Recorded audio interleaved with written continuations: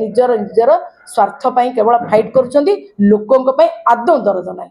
आपण माने समस्ते जानिछंती जे गत काली बिजु जनता दलर नेता भिके पांडियन महोदय खोर्धा गस्तरे आसीथिले। बहु आडंबरे लघु क्रिया जो भली भाबरे योजना करा जाइथिला, जो भली भाबरे एसएनजी माँ मानकु अणा जाइथिला, जो भली भाबरे युववर्ग को आनिबा पई योजना कराइथिला, लागुथिला ये योजना संपूर्ण भाबरे फेल मारिछि। ना लोकंक पाखरे ग्रहणीय हे परुछंती, ना लोकंक पाखरे विश्वसनीय हे परुछंती।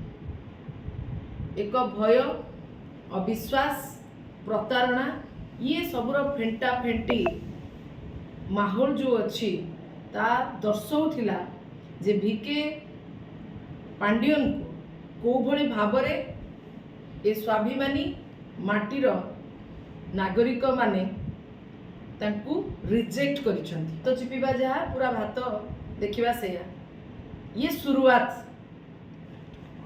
मु धन्यवाद देवी अंतत पक्षे ए माटीर लढ़ुआ नागरिक माने जड़े विदेशी आगतंकु को भली भाबरे रिजेक्ट करथिले।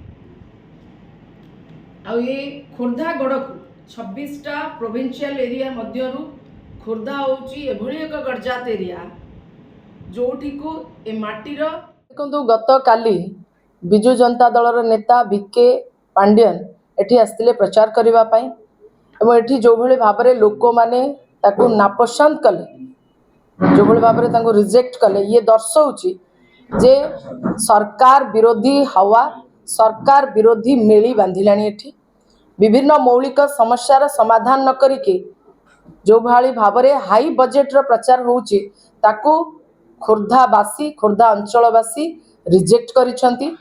शिक्षा, स्वास्थ्य, बिजुली, पानी ये मौलिक समस्यार एपर्यंत समाधान ही नहीं। पाइक स्मारकी हेई नहीं, प्रहसन परिणत होईची। बेकार युवक युवती को नियुक्ति दिगला नहीं, सेमानकु स्किल्ड करागला नहीं। ये तमाम प्रसंग नहीं कि आज सांबादिक सम्मेलन डका जाइथिला। केंद्र रे 10 वर्षर भारतीय जनता पार्टी सरकार, ओडिशा रे 25 वर्षर बिजु जनता दलर सरकार ए अंचल को जो भली भाबरे उपेक्षा करि आछंती। ए अंचलवासींकर ना इनकम बढ़ुची, ना एक्सपेंडिचर बढ़ुची। ए अंचलवासी बाहर को जाउछंती रोजगार पाई, छात घर दबा पाई, कोठा घर दबा पाई प्रतिश्रुति देइथिले 22 पर्यंत, किंतु ए पर्यंत से भली घर काहाकू दियागला नहीं।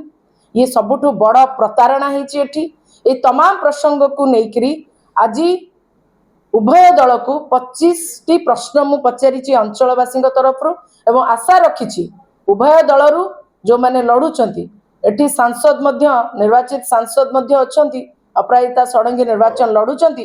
5 वर्ष धरी से ओडिशावासी कौन करिसंती, ए अंचलवासी कौन करिसंती ना केवल पदयात्रा ही एमलेस पदयात्रा ही सीमित अछंती। द्वितीय कथा हला बिजु जनता दल ए खोर्धा गड़ खोर्धा विधानसभा निर्वाचन मंडली को लंबा समय धरी अख्तियार करिक रखिथिले मध्य अंचलवासींकर सेभली आखिदृशिया डेवलपमेंट हेई नाही। तेणु मूल प्रसंग होची एठार नियुक्ति हो, एठार शिक्षा हो, स्वास्थ्य हो, आदिवासी हुंतु, महिला हुंतु, युवक हुंतु, छात्र हुंतु, दलित हुंतु, वंचित हुंतु, सबु वर्गंक प्रति उपेक्षा करा जायछि। सेमानक पई न्याय केमति करा जिवो ता पई कोनोसी व्यवस्था नाही कि दीर्घ मियादी चिंता मध्य करिना सरकार। इलेक्शन आसिले एटा करिदेबो, सेटा करिवो, छता देबो, जोता देबोर प्रतिश्रुति दिया जाउची, किंतु 25 वर्ष धरी तांको किए मना करथिला सब करबा पई। 10 वर्ष धरी भारतीय जनता पार्टी सरकार को किए मना करथिला दवा पई। एटी उभय दल केवल निज निज भितरे फाइट करूछंती। लोकंक पई कोनोसी संवेदनशीलता नाही सेमानक मनरे। केवल माने जणे जण को कहूची खणी माफिया, आउ जणे जण को कहूची जमी माफिया, किए कहूची गोरु माफिया, किए कहूची मद माफिया। ये माफियागिरी रे माने उभय को केवल आक्षेप प्रत्याक्षेप सीमित अछंती। अंचलवासी कथा प्रति एमानकर कोनोसी निघा नहीं। अंचलवासी जेते हैरान हतसत हुंतु, एमाने निजर निजर स्वार्थ पई केवल फाइट करूछंती, लोकंक पई आदौ दरद नाही।